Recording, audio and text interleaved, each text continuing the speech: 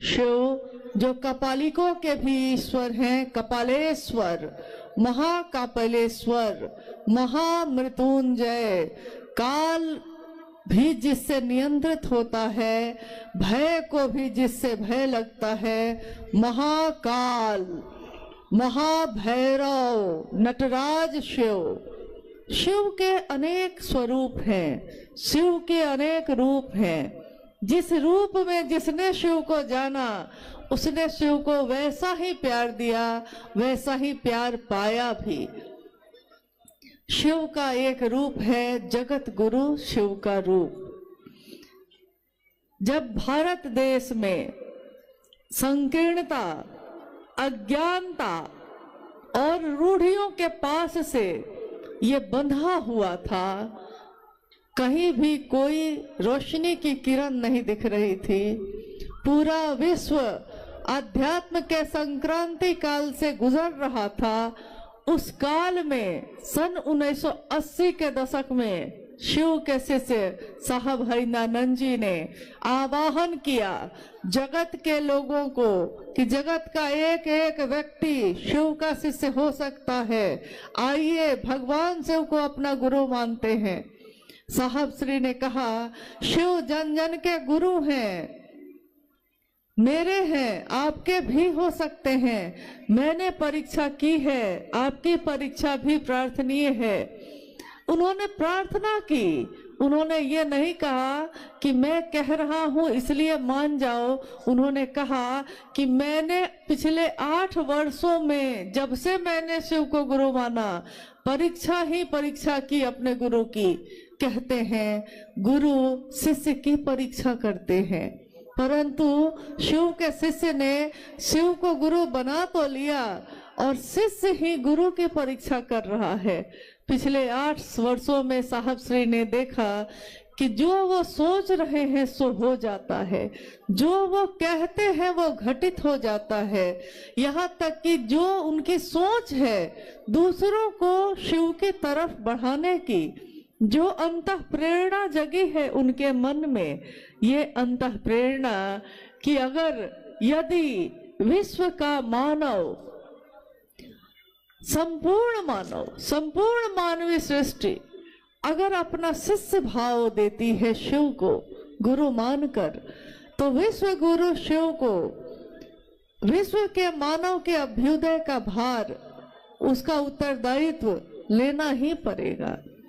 साहब श्री ने कहा कि मैंने देखा है शिव से सुंदर कुछ भी नहीं, शिव से अच्छा कुछ भी नहीं, शिव से बड़ा मित्र नहीं, शिव से बड़ा कुछ भी इस धरती पे नहीं है। शास्त्रों ने लिखा कि नास्ति सर्व समो देवो, नास्ति सर्व समा गति, यानी शिव से बड़ा कोई देव नहीं है, शिव से बड़ी कोई गति नहीं है। नास्ति सर्व समो रणे, नास्ति सर्व समो दाने, शिव से बड़ा कोई योद्धा नहीं है, शिव से बड़ा कोई दानी नहीं है। अगर महादानी कोई है भी तो शिव है।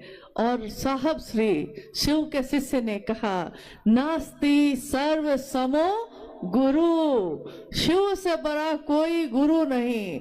अगर कोई धरती पे गुरु है, उसका भी कोई गुरु है, उसका भी कोई गुरु है, तो सबसे अंत पड़ेगा, सबसे आदि होगा, आदि गुरु शिव। उन्होंने कहा कि जगत में रहने वाले अमीर हो या गरीब हो, चाहे वो अलग अलग जाति, अलग अलग धर्म के हों, परंतु यदि वो अपना शिष्य भाव देते हैं, अपने मन का भाव चढ़ाते हैं, तो महादेव गुरु के रूप में कोई भेद नहीं करते, महादेव ईश्वर के रूप में भी भेद नहीं करते, महादेव गुरु के रूप में भी भेद नहीं करते। जहाँ सारे भेद खत्म हो जाते हैं। इसीलिए एक रिक्शा चलाने वाला भी महादेव के दरबार में गले से लगाया जाता है और महलों में रहने वाला भी महादेव के गले से ही लगता है। यह शिव की शिष्य की दुनिया ऐसी दुनिया है जिसमें सदियों से सताए लोग यहाँ सीने से लगाए जाते हैं। दरबार में सच्चे शिव गुरु के दुख दर्द मिटाए जाते हैं। जहाँ जाके हमारे दुख और दर्द मिट जाते हैं, जहाँ पहुंचकर हमारी पीड़ा तिरोहित हो जाती है, खुद ही खत्म हो जाती है। हम भूल जाते हैं हमारे जिंदगी में क्या दुख है, क्या गम है, जिसको हम भूल जाते हैं जब महादेव का सानिध्य प्राप्त करते हैं। उसी महादेव को अपना गुरु बनाने की बात साहब ने कही। साहब श्री हरिनानंद जी ने जो इस संक्रांति काल में आध्यात्म का बिगुल बजाने वाले हैं और जिन्होंने कहा कि मानव का मानव से प्रेम करना ही धर्म है। धर्म हिंदू मुस्लिम सिख ईसाई नहीं होता। धर्म वो होता है जो एक मानव धारण कर सके और धारण करके जिसके कारण जीवन बढ़ सके। संप्रदाय आपस में बांट सकते हैं, परंतु मानव का धर्म आध्यात्म सारी रंगीनियों को एक कर देता है। आध्यात्म रंगीनियों पर निर्भर नहीं करता। आध्यात्म की रोशनी हर इंसान में एक ही होती है। हमारे रगों में खून एक ही तरह दौड़ता है, हमारी सांसें एक ही तरह से चलती हैं, हमारे दिल की धड़कनें एक ही तरह से धड़कती हैं, हमारा जीवन जो चलता है एक जैसा ही है। अगर आप ना कहिए तो किसी को पता भी ना चले कि कौन किस जाति का है, कौन किस धर्म का है, हम बताते हैं। परंतु जब साहब श्री के जीवन में एक क्षण, एक पल ऐसा आया जब आकाशवाणी हुई और आकाशवाणी में उनसे पूछा गया कि तुम जो करते हो दूसरों को करने के लिए नहीं कहते हो। साहब श्री ने कहा कि मैं उस समय डिप्टी कलेक्टर था, मैं कह सकता था कि मैं डिप्टी कलेक्टर हूँ, मैं कह सकता था कि मैं अमुक व्यक्ति हूँ, मैं हरिंद्रानंद हूँ, लेकिन मुझको कुछ भी याद नहीं रहा। मुझको बस इतना ही याद रहा कि मैं शिव का शिष्य हूँ और मैं शिव का शिष्य बनाता हूँ, शिव का शिष्य हूँ और शिव शिष्य बनाता हूँ। इस परिचय के अलावा मुझको कुछ भी याद नहीं रहा कि मैं कौन हूँ, कहाँ से आया हूँ, कहाँ को जाऊंगा। आध्यात्म आत्मा का विज्ञान है, खुद की खोज है, स्वयं की खोज। मैं कौन हूँ, कहाँ से आया हूँ, कहाँ को जाऊंगा और मेरे इस जीवन का उद्देश्य क्या है। जब शिव की शिष्यता की व्याप्ति हुई थी उससे पहले उसकी पृष्ठभूमि में, यानी शिव की शिष्यता आज जो व्यापक है, जिसकी व्याप्ति दिख रही है चारों तरफ, जहां जाइए वहां शिव का शिष्य मिल जाता है, जहां जाइए हाथों में रुद्राक्ष के कंगन वाले गुरु भाई गुरु बहन मिल जाते हैं। इससे पहले जब यह व्याप्ति हुई भी नहीं थी उस समय साहब श्री ने पृष्ठभूमि में उसकी तैयारी शुरू की थी कि विश्व का मानव शिव भाव से भर सके, यह पूरी धरती शिवमय हो सके। इस तैयारी में उन्होंने काफी पीड़ा भी सही, काफी कष्ट भी सहे। साहब कहते हैं कि जब से चला हूँ चलता ही जा रहा हूँ, बस चलता ही जा रहा हूँ और इस धराधाम पे आया हूँ। मेरे जीवन के इतने वर्ष बीत गए हैं, एक दिन सबको यहाँ से जाना होता है, मुझको भी जाना होगा। धराधाम से सबको जाना ही पड़ता है, परंतु मैं जब से यहाँ आया हूँ मैंने अपने जीवन में इसके सिवा कुछ भी और नहीं चाहा कि शिव हमारे आपके सबके गुरु हो जाए। मैंने चतुष्टय कोई कामना नहीं की, मैंने अर्थ धर्म वित्त काम मोक्ष किसी चीज की कामना नहीं की। मेरे मन में एक ही कामना है कि हर व्यक्ति सचमुच में शिव का शिष्य बन जाए। इसके सिवा मैंने शिव से कुछ नहीं मांगा। दुनिया ने शिव से मांगा, दुनिया ने शिव से अपनी मनोकामनाओं की पूर्ति मांगी। उन्होंने उपवास किया, साधना की, उपासना की, मंत्रों का जप किया और महादेव से मांगा। महादेव ने औढ़रदानी के रूप में, ईश्वर के रूप में, समदर्शी होने के रूप में सब कुछ दिया। परंतु महादेव का एक रूप जो ज्ञान देता है, जो ज्ञान दाता का स्वरूप है, उससे विश्व के मानव नहीं जुड़े। साहब कहते हैं कि मुझको पीड़ा है इस बात की, जब इतना सुंदर गुरु है तो क्यों नहीं शिव को ही अपना गुरु बनाया जाता है। और गुरु कोई हो, चाहे वो शरीर में हो, चाहे वो शरीर से परे सूक्ष्माति सूक्ष्म स्वयं ईश्वर हो, गुरु भेद नहीं करता। जो शिष्य बन के जाता है वो किसी जाति का हो, किसी धर्म का हो, किसी वर्ण का हो, अमीर हो, गरीब हो, कोई हो, गुरु ज्ञान देने की जिम्मेदारी वहन करते हैं और कोई भी शिष्य बनकर शिव को गुरु बना सकता है। इसीलिए आज शिव की शिष्यता में हर धर्म के लोग शामिल हो रहे हैं बहुत तीव्र गति से, क्योंकि हमारी जड़ वही है। आज टहनियां हैं, पत्ते हैं, वृक्ष की शाखाएं, प्रशाखाएं फूट रही हैं, परंतु उसकी जड़ तो एक ही है। हमारी उत्पत्ति का मूल एक ही है, हमको जाना भी एक ही जगह है। तो जो शिव जगत के गुरु के रूप में आज विराजमान है, हम आज उनको अपना गुरु बनाकर अपने जीवन को धन्य मानते हैं। कभी हमने सुना था कि राजा भगीरथ ने, जिनके बारे में आपने सुना था या सुना होगा, अपने बड़े बुजुर्गों से सुना होगा, शास्त्रों में पढ़ा होगा, किताबों से जाना होगा, कहानियां सुनी होंगी कि जब माँ गंगा का अवतरण हुआ था यहाँ धरती पे, जब माँ गंगा यहाँ नहीं थी, उससे पहले की घटना है कि एक राजा हुए भगीरथ। राजा भगीरथ के पूर्वज सबका संहार हो गया, सब मृत्यु को प्राप्त हुए, परंतु किसी का उद्धार नहीं हो रहा था। जब उद्धार नहीं हुआ तो लोगों ने सुझाव दिया राजा भगीरथ को कि अगर आकाश गंगा से गंगा नदी धरती पे उतर जाए और उसकी पावन जलधारा में आपके पूर्वजों की अस्थियां अगर भींग जाए, उसमें प्रवाहित हो जाए, तो सबको उद्धार हो जाएगा। लेकिन ये काम बड़ा कठिन है। मात्र माँ गंगा को जमीन पे उतारने की बात हो रही थी, लेकिन बात बड़ी कठिन है, बहुत मुश्किल है, इतना आसान नहीं है। तो राजा भगीरथ ने तपस्या शुरू की माँ गंगा की। कितने वर्षों के कठोर तपस्या के बाद गंगा प्रकट होती हैं।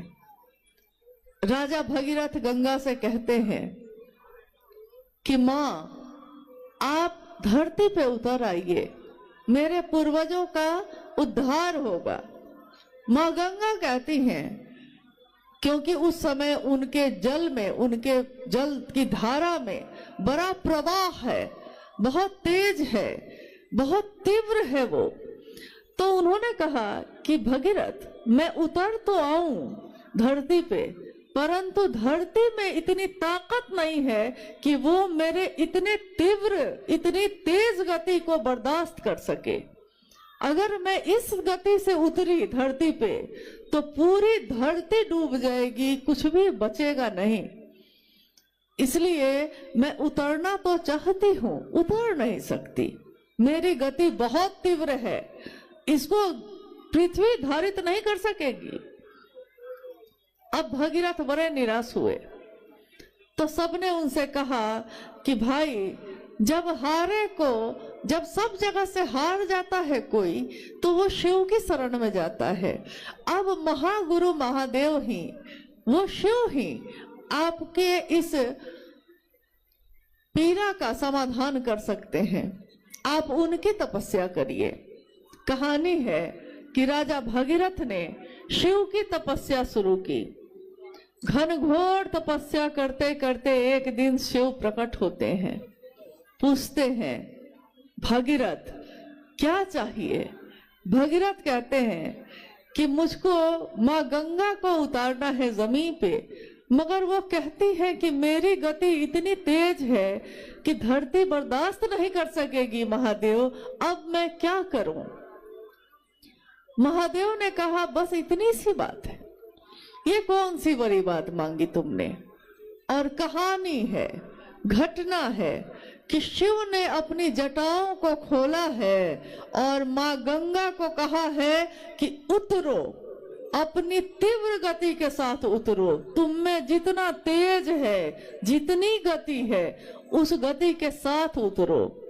गंगा तीव्र गति से उतरती है, तेज से, अहंकार से भरी हुई कि मुझसे बड़ी गति, मुझसे बड़ा तेज किसी में नहीं है, उतरती चली जाती हैं, शिव की जटाओं में समाती चली जाती हैं और शिव अपनी जटाओं को बांध लेते हैं। गंगा उस जटा में अंदर ही समाहित रह जाती हैं। अब भगीरथ फिर परेशान हुए। भगीरथ ने कहा कि शिव भगवान, आपने तो माँ गंगा को उतारा परंतु अपनी जटाओं में बांध लिया, फिर मेरा क्या फायदा हुआ, मेरे पूर्वजों का उद्धार तो नहीं हुआ। तो कहते हैं, कहानी है ये, कहते हैं कि शिव ने अपनी जटा का थोड़ा सा हिस्सा, बस थोड़ा सा हिस्सा खोला है और गंगा जो इतनी तेज से उतरी थी धरती की तरफ, धीरे धीरे धीरे धीरे, पतली सी गंगोत्री में उनकी धारा है, पतली सी धारा धीरे धीरे धीरे धीरे धरती पे उतरी है और आगे जाकर बहुत चौड़ी होती चली गई है, लेकिन वो प्रवाह शांत हो गया है। तो आज भी लोग भगीरथ का नाम लेते हैं, आज भी लोग कहते हैं कि हे भगीरथ राजा ऐसे थे जिन्होंने गंगा को उतारा, शिव की जटाओं में, शिव की जटाओं से गंगा धरती पे उतरी। आप गौर कीजिए, साहब हरिंद्रानंद जी ने क्या किया। साहब हरिंद्रानंद जी ने अपने मन को साधा, उन्होंने शरीर से कोई तपस्या न की, लेकिन उन्होंने अपने मन को तपा दिया इस बात के लिए कि शिव, साक्षात शिव धरती पे उतर जाए। एक गंगा को उतारने में तो भगीरथ की हालत खराब हो गई और यहाँ स्वयं शिव को ही जमीन पे उतारने की बात उन्होंने की। स्वयं शिव जब जमीन पे उतरते हैं तो जगत का एक एक व्यक्ति शिव बन के चलता है। वो बोलता है तो लगता है शिव बोल रहे हैं, उसको देख के लगता है कि शिव को देखा जा रहा है। शिव अपनी शक्तियों से जाने जाते हैं, शक्तियां ही शक्तियां हैं शिव की, परंतु संयमित हैं, किसी का तेज नहीं, किसी की गति तीव्र नहीं, सारे लोग शांत हैं, अनुशासित हैं और संयमित हैं। स्वागत करते हैं हम उस युग पुरुष का, स्वागत करते हैं हम अपने साहब हरिंद्रानंद जी का। स्वागत है हे युग पुरुष तुम्हारा, तुमने जमीन पे शिव गुरु को उतारा, तुमने उस शिव को सबके लिए उतारा। एक भगीरथ ने अपने पूर्वजों के उद्धार के लिए उतारा था, साहब हरिंद्रानंद जी ने पूरे विश्व के लिए उतारा। उन्होंने कोई भेद नहीं किया, जिस तरह शिव भेद नहीं करते, शिव के लोग भी भेद नहीं करते, उन्होंने सबके लिए शिव को उतारा है। इसीलिए आज हर व्यक्ति ये कहता है कि शिव मेरे गुरु हैं, शिव होंगे सबके परंतु मेरे भी हैं। साहब ने कहा कि मैं जो इस धरती पे आया हूं, मैं जो शिव का शिष्य हूं, इस धरती के रहने वालों को अच्छे बुरे की समझ देके जाऊंगा, दूसरों को परखने की नजर देके जाऊंगा। अच्छे बुरे, अच्छा क्या है, बुरा क्या है, क्या मेरे जीवन के लिए सुंदर है, क्या मेरे जीवन के लिए अच्छा नहीं है, उन्होंने कहा, अच्छे बुरे की समझ देके जाऊंगा, दूसरों को परखने की नजर देके जाऊंगा। यारों, मैं इस जमाने का संग तराश हूँ, जमाने का, एक पत्थर का नहीं। एक पत्थर को मूर्तिकार तराश कर मूर्ति बना देता है। बेकार पड़े पत्थर को भी मूर्ति बनने पे मूर्ति वंदनीय होती है, मूर्ति पूजी जाती है। परंतु साहब हरिंद्रानंद जी शिव के शिष्य ने तमाम विश्व को, जमाने को, पूरी दुनिया को कहा कि मैं इस जमाने का संग तराश हूँ, पूरे जमाने को ही मूर्ति का रूप देने वाला मैं शिव का शिष्य, पत्थरों को भी बोलने का हुनर देके जाऊंगा। पत्थर को भी जिसने बोलना सिखा दिया। हम लोगों के जीवन में जो हमारा जीवन शून्य था, कोई जीवंतता नहीं, कहीं कोई हलचल नहीं, हम जी तो रहे थे, बस अपने जीवन को काट रहे थे। उस जीवन को एक लक्ष्य दे दिया, एक उद्देश्य दे दिया। लक्ष्य विहीन जीवन एक जानवर जीता है, परंतु इंसान, उसको अगर एक लक्ष्य मिल जाए तो इंसान में इतनी ताकत होती है कि अगर उस इंसान को आध्यात्मिक ऊर्जा मिल जाए तो आध्यात्मिक ऊर्जा के संचरण से वो चंद्रमा पे भी पहुंचता है, वो मंगल पे भी पहुंचता है, वो अंतरिक्ष में भी विचरण करता है, वो आकाश में उड़ना सीख जाता है, वो पाताल में जाना सीख लेता है, वो समंदर में सुरंग बनाना सीख लेता है। अगर आध्यात्मिक ऊर्जा हो तो वो धरती के सारे लोगों को एक सूत्र में बांधता है, जिस तरह साहब श्री ने, माँ नीलमानंद जी ने अपनी ममता के सूत्र में हमको आपको बांध दिया। अलग अलग पत्थर हैं हम, अलग अलग मोती हैं हम, सबके अलग विचार हैं, सबकी अलग सूरत है, सबकी अलग सीरत है, परंतु अलग अलग सूरत और सीरत के लोगों को उन्होंने धागा एक ही है, एक धागे में पिरो दिया। शिव शिष्यता का धागा, जिस धागे को बनाने वाले हैं साहब श्री हरिंद्रानंद जी, उन्होंने अपनी उस ऊर्जा से जो शिव ने उनको दी थी, उस ऊर्जा का सदुपयोग करके विश्व के मानव को एक धागे में पिरो दिया है। हम मोती हैं अलग अलग, परंतु हमारे धागे एक ही है, एक ही धागे में पिरोए हुए हैं हम। उसी तरह जिस तरह रोशनी होती है आकाश में जब, तो हम देखते हैं कि तारे हैं, सबकी चमक है एक जैसी, तारे अलग अलग हैं परंतु चमक सबकी एक ही है। उसी तरह मोती भी हम अलग अलग हैं लेकिन धागा हमारा एक ही है, शिव शिष्यता का। और शिव की शिष्यता मेरे मन प्राण में स्व स्फूर्त जागरण हो जाए, उसका जाग जाए मेरे मन में